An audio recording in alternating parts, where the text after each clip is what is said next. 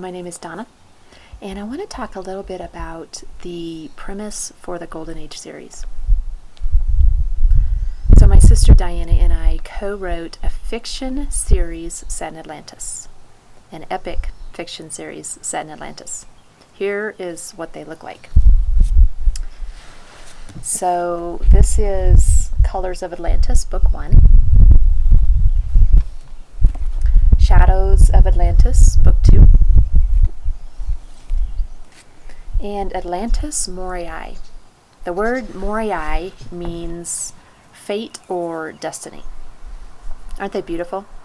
Our cover designer and artist is a lovely Canadian lady named Susan Krupp with a K, with uniquepics.com. That's spelled YUNEEK pics.com.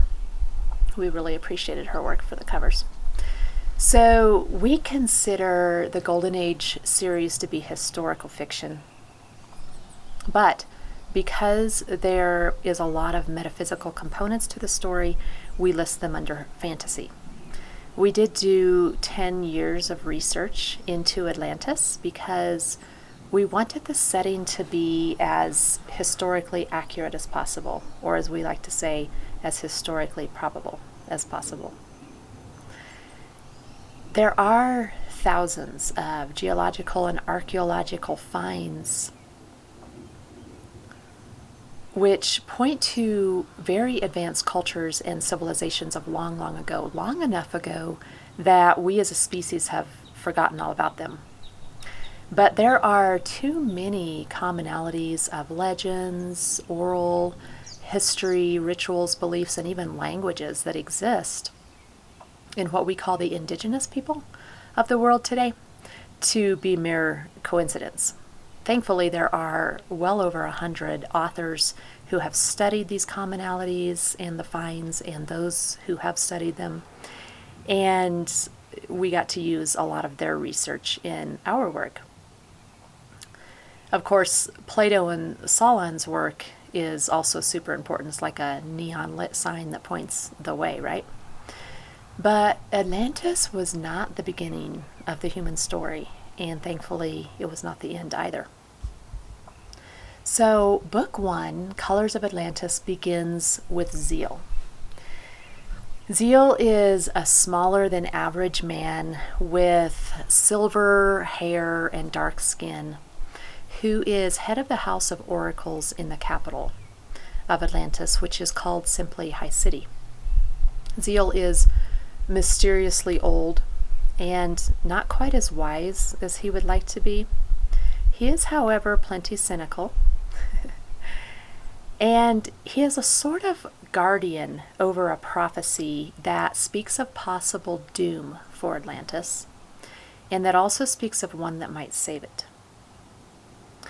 Next we have Anna and Ayala, who are twin sisters. One is light-haired, one is dark-haired, and they are fairly ordinary Atlanteans. They do each have psychic abilities, but that is not at all uncommon in Atlantis.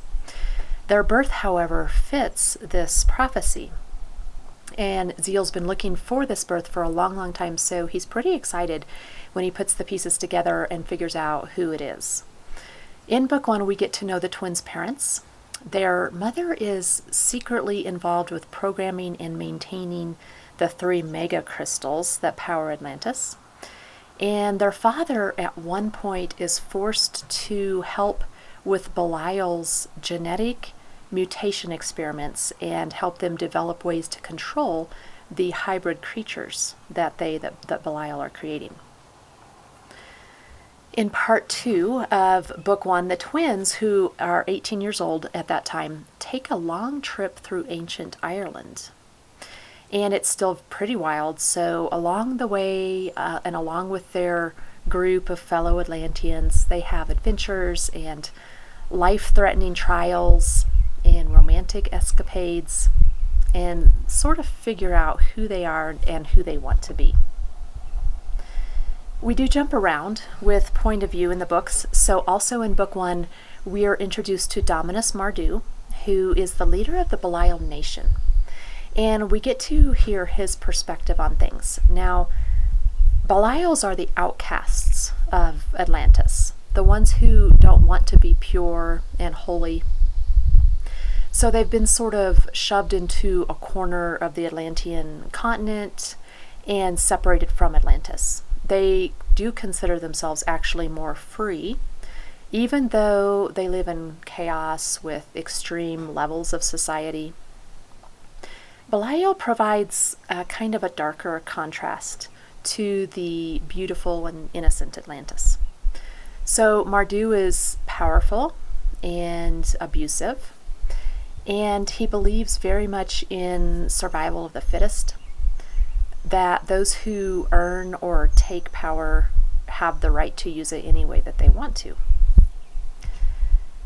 In book 2, the pace quickens. Anna and Ayala have moved to High City from the little coastal town that they were raised in to begin their official training as keepers of the crystals. And this is a secret position because the power of the crystals is enormous. The crystals are housed underground at the center of a vast maze that involves hundreds of miles of pitch black tunnels. Part of the twins' duties is to maintain and occasionally change the maze, as well as they're trained and use potions and poisons and battle strategies and combat and mind control and other things. And then at one point in book 2, the crystals themselves begin to exhibit a consciousness of their own. Also in book 2, we find out more about Mardu's big plans, his long-term plans to eventually rule over Atlantis, and then Zeal's plots and plans to protect Atlantis long-term. In book 3, Atlantis Morai, all hell breaks loose as Mardu launches his attack against Atlantis, and the twins feel that they are not ready to do the tasks that they're being faced with. And they all eventually begin to lose people that they love, and they have to fight to stay together. And ultimately, they're all faced with choices that seem impossible to make. Now, I have left out telling you about a lot of other wonderful characters and storylines and subplots. There are twists and turns that I don't want to spoil. So just read the books. We think you'll love them. The Golden Age series we wrote it under author name D.D. Adair, so Adair, and it is available in paperback on Amazon as well as digitally at most other online bookstores. Now, before I end, I do have 2 disclaimers. Number 1, there is sex and violence in the books, so we do recommend this series for ages 16 and over. It's not terribly graphic, but it's definitely in there. Number 2, a large percentage of our readers report having colorful, unusual, and interesting dreams while they are reading the books and after. So I want to speak to this. These books are meant to trigger long buried memories in the collective psyche of humanity that can aid us today, memories that can help us. It's said that over half of the souls incarnated on planet Earth today have had a lifetime or several in Atlantis. Up to 70% of Americans have had a lifetime or several in Atlantis because, particularly in this country, we are repeating some of the same lessons that Atlanteans and Belials failed in.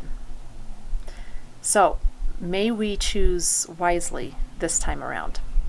Thank you for watching, and for the most up-to-date events and book signings that we have, please follow us on our Facebook page at D.D. Adair.